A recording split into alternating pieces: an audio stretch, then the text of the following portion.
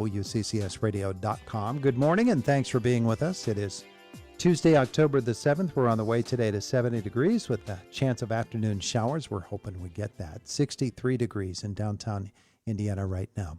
So I mentioned, Quota Club does so many different things in Indiana County, and they're everywhere, and they do so much good, and they're about to do some more. And you can help them in this effort as well. In the studio with us this morning, Jennifer Rairigh is here. Good morning, gents. Good to see you.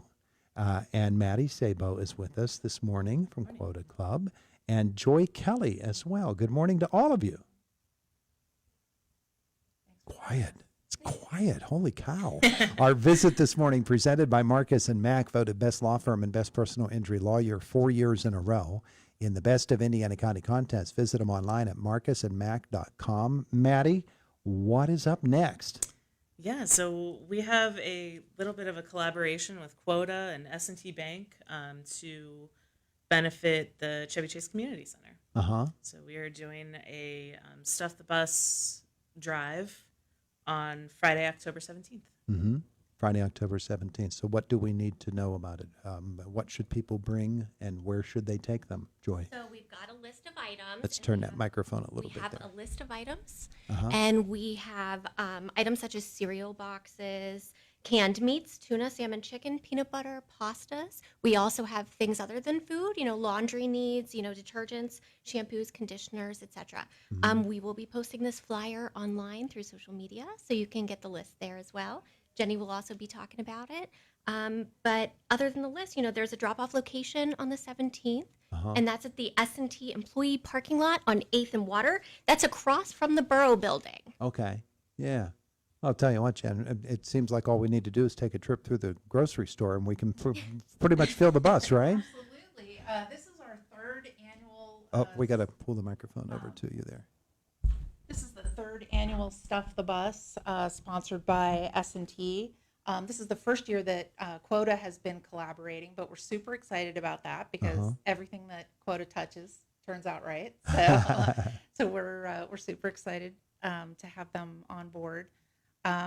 We will be looking for, just like Joy said, the kind of things that would help people out in a pinch. We do emergency boxes at the Chevy Chase Center for families who are within a day or two of running out of food in their home.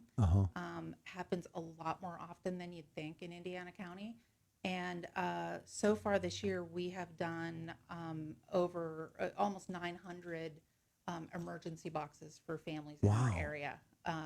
And we're a pretty small food bank, considering that we've been able to supply those emergency supplies. So we really need help to get things stocked for the holiday season. We know that people are going to be more stretched than ever in terms of meeting their household budgets. And we know that that's going to mean an increased demand for emergency boxes of food. Yeah. And it's a good chance to do it now, because once the holiday season gets here, everybody's in such a hurry anyway. Everybody's busy, yes. And there are so many different efforts, all of them worthy. Yes. And certainly this is a great time for folks to give. Maddie, I know S&T Bank has always been concerned about food security. Your efforts with ICAP, now here with the Stuff the Bus for Chevy Chase Community Center, it's really close to the hearts of the people that work at S&T. It is, yeah. S&T does a great job at helping the community, and a lot of the volunteers are not only going to be Quota members, but there's also going to be S&T employees helping out that day to collect the items. So. Yeah, it's a good thing. So Joy, tell me about this particular effort and why with Quota this is such an important thing. Yeah, so I'm part of the committee for youth and mentoring. So we recently started working a little more with Chevy Chase. We're working with the kids. And so, they suggested, maybe we make it an effort between Quota and S&T. Maybe bring more people in to bring more donations for the center. The need is great, like Jenny had said. So, Chevy Chase is dear to our hearts as well. We're trying to extend our reach as Quota within the community. So we just thought this was a really good way to start and a good partnership. And Maddie, of course, is part of Quota as well. So it's easy to work together. Well, a big part of what you just said is, kids and food Yeah. It's so important to them from a growth standpoint, but even from an educational standpoint. I always point to that time a few years ago when there was a local school district that was struggling. They had a student that was really bright and was very interested, but just wasn't getting enough to eat. And they said, "Your grades are dropping. What is it? How can we help you?" And the kid said, "I'm just so hungry. That's all I can focus on." Yeah. Couldn't study, couldn't do the things that we anticipate that kids in America should be able to do. Yeah.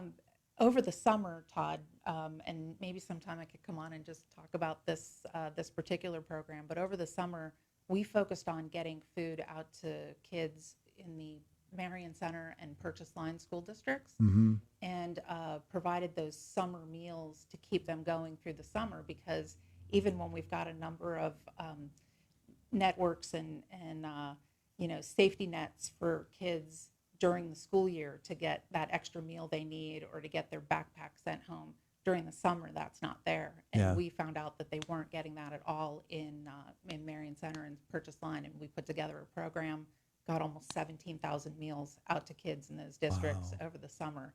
And that's, to keep kids on, just like you said, the growth that they need to be growing physically, but also so that their basic needs are met and they're able to go ahead and learn. Yeah. Yeah. When you get right down to it, if you don't have the proper nutrition, you're not getting the vitamins that you need. You're not turning into the person that you want to be. Instead, you're fighting a battle that you don't really need to be fighting.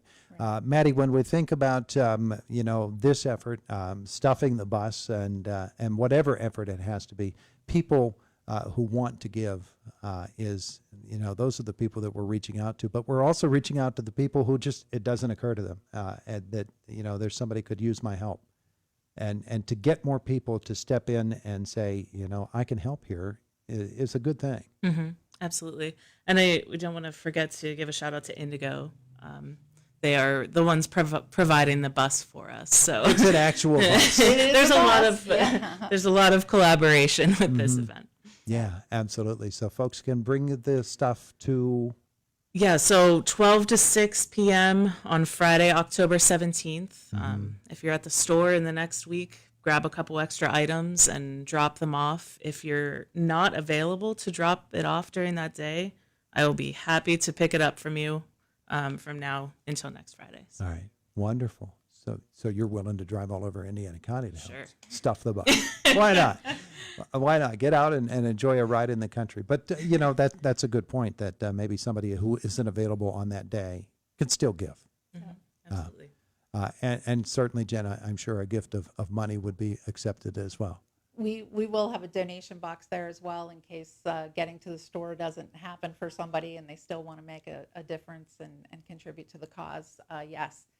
It's also a really nice way maybe to bring kids or grandkids into the experience of giving and helping people that are less fortunate than them. And, sometimes we see people showing up with their kids and the kids are carrying those grocery bags and they get to go take it onto the bus. And, that's a really good way to get kids involved as well. Yeah, it sort of involves them in the process. Yeah. And can start a lifelong habit too. Yeah. Yeah. Giving is such a wonderful thing. The Chevy Chase Community Center does so much, and not only for Chevy Chase. I mean, it's all over Countywide. Indiana County, Mm-hmm. and it's really, really important. Things are going well, I assume, at the They center. are. Yeah, we're